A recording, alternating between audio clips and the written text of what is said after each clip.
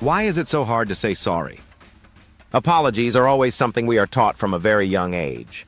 A sincere apology has the effect of expressing regret for causing trouble, hurt, or damage to another person.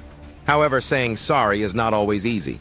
According to psychotherapist Beverly Engel, there are many obstacles in the way of doing the right thing. 1. Hurt pride. Apologizing means putting your pride aside to admit your shortcomings. For some people, this is too sensitive and risky. They don't want to admit they have flaws or weaknesses.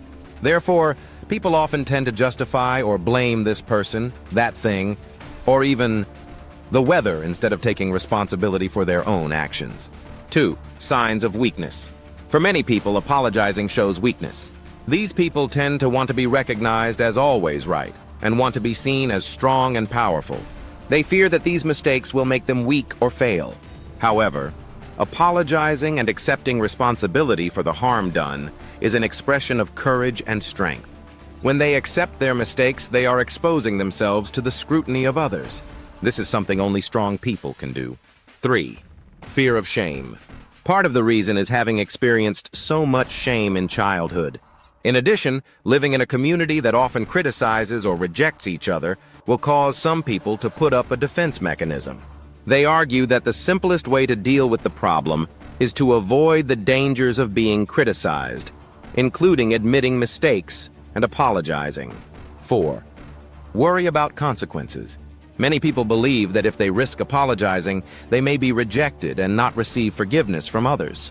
What if he never talks to me again? And what if she leaves me?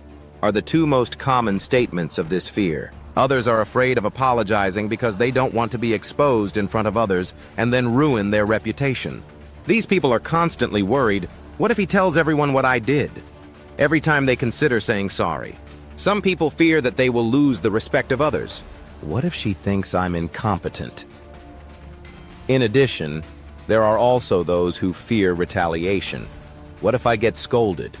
Or what if I get revenge? Ultimately, fear of exposure or even arrest can stop us from doing what needs to be done. Even those who are deeply sorry for their wrongdoing hesitate for fear of damage. 5. Lack of awareness and inability to empathize. Many people do not apologize because they are completely unaware of the consequences of their actions on others.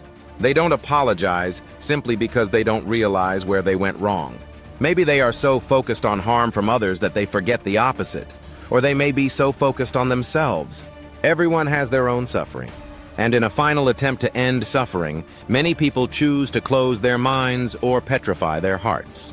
Although the initial intention is to stop feeling their own pain, they gradually become less aware of the suffering of others.